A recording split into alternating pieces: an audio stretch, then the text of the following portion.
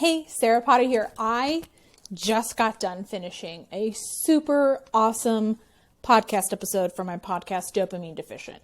If you haven't already, go over to Apple Podcasts or Spotify and subscribe right now because there are tons of amazing little nuggets in every single episode that I create.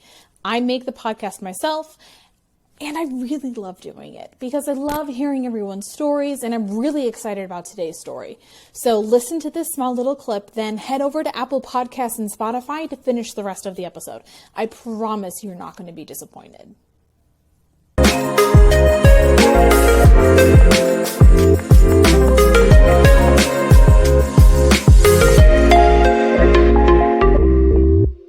Do you remember the Disney Channel originals Brink, Rip Girls, and Johnny Tsunami? Ooh.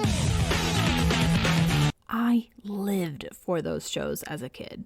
I think I would probably classify myself as a wannabe for sure. And it wasn't because I wanted to fit in or anything like that, but I really wanted to be a snowboarder.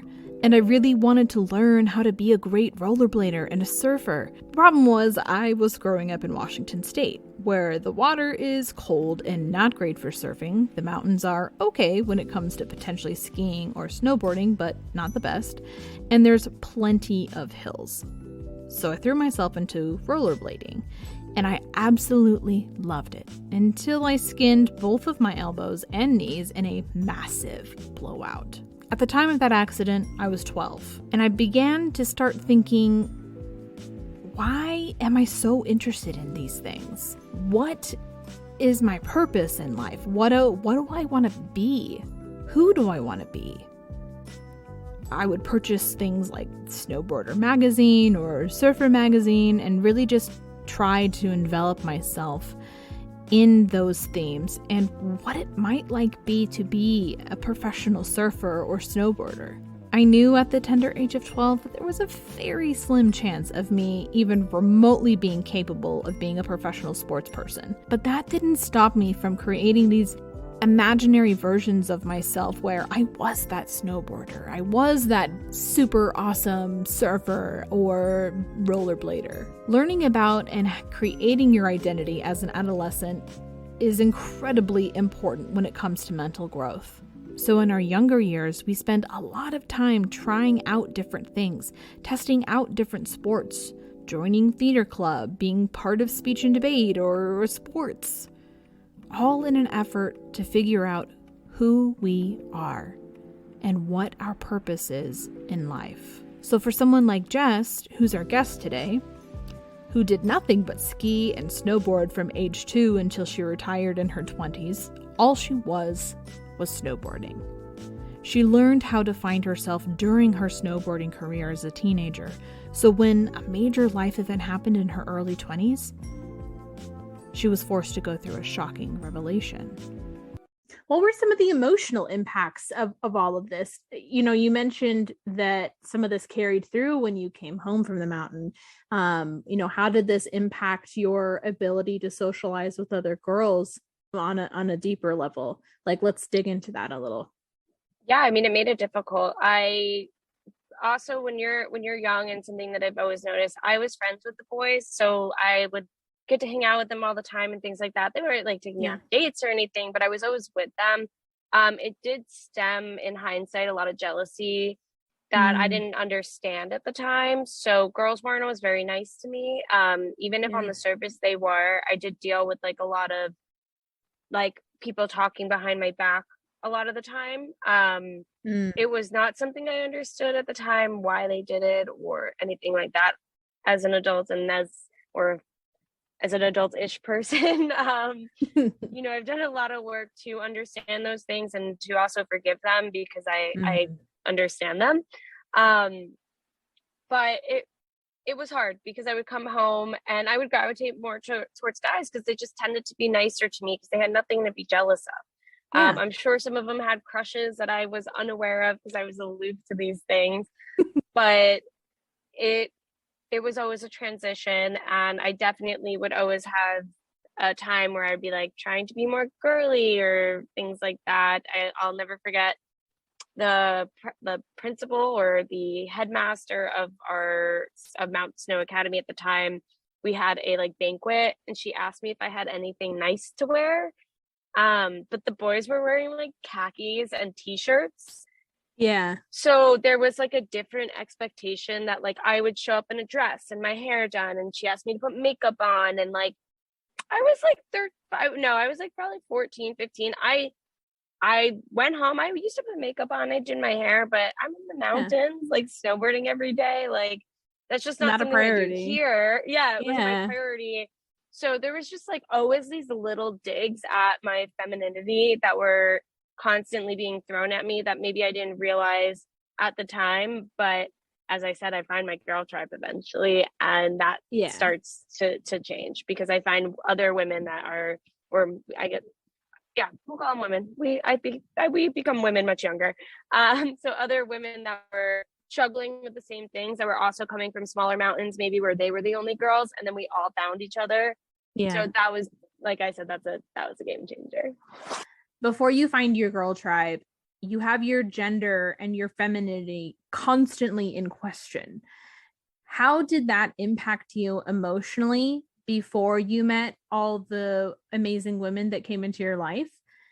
And then the second part of that is, how was it after? What was so impactful about meeting those women?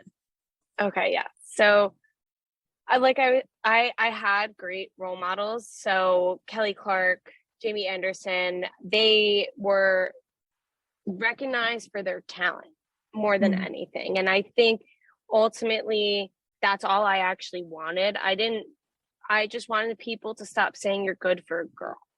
Yeah. If they wanted to question how I dress off the mountain, or, like if I was dating boys or if I was dating girls, that wasn't really as much of a concern to me, even though I do recognize now that it was to people around me.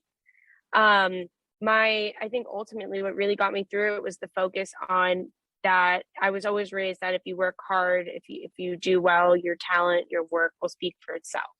And I think that was the case. And I did earn, ultimately, not only did I earn respect from women, I also earned respect from the men around me, because as you said, people wouldn't have gotten away with what they did. And while I, wish maybe at that time I had the gall to just be like, hey, you can't say that, or like, that's not right, or like, girls can do whatever they want. I didn't speak. I did. I think that a lot of, I like feel like I grew up in the best time to be a woman.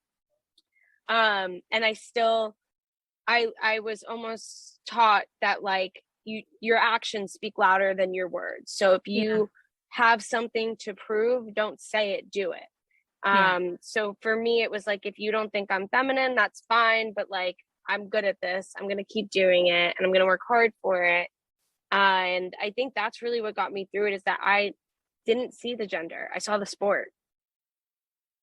That's a really important thing to notate, is recognizing the sport, not the criticism of your gender and your femininity. Because I think, like, especially through puberty times, like it can be really hard to hear that stuff. And when you are like engrossed in your passion and really working on being the best at that, it can really chip away at some of these really major falsehoods that people state about gender and femininity. So when you meet all the women that have made such an impact in your life, what was so game changing about that? How did that shift your mindset? Yeah, I mean, there was a lot of, I used to snowboard with girls, but I never really rode with other girls that were competing at the same level that I was. So I think when I got to that level and I got to see that we all had the same struggle to get there, there was like that bond kind of off the bat, where we were all just in it for the love of the sport. We all had to deal with our femininity being questioned. We all had to deal with maybe not being allowed to ride with the boys. We had to deal with not getting the same sponsors. They didn't want to give us money. They would use female models to take pictures for like magazines and stuff, but they use male snowboarders. So, you know, What? there was this like, yeah, and it like obviously that's not the case now. And actually we have social media to thank for that, which is so Yes. cool. Um, but yeah, it was just it was a different world. And also on top of that, we had the Olympics, and we didn't have every discipline that so half pipe would be a discipline, slopestyle would be a discipline. So only half pipe was in the Olympics. So then there was also like the female slopestyle riders. We got it a little bit worse because we were probably never gonna go to the Olympics because that wasn't our discipline. Fortunately, I got to witness all of this change and ultimately be a part of it, which has, you know, while I had to deal with guys saying stuff like that to me, it's my hope that the girls that are out there riding now aren't dealing with that. And from what I'm seeing, they're doing really well. So, What were some of the... Thank you so much for listening to this week's short little clip. If you want to listen to the full episode, don't forget to go over to Apple Podcasts or Spotify, or really wherever else you're streaming podcasts, and listen to the full episode. Don't forget to leave a 5-star review and let me know what you think about the episode and what topics you want to hear about next. This podcast is all about you and serving the larger neurodiverse community that we all live in.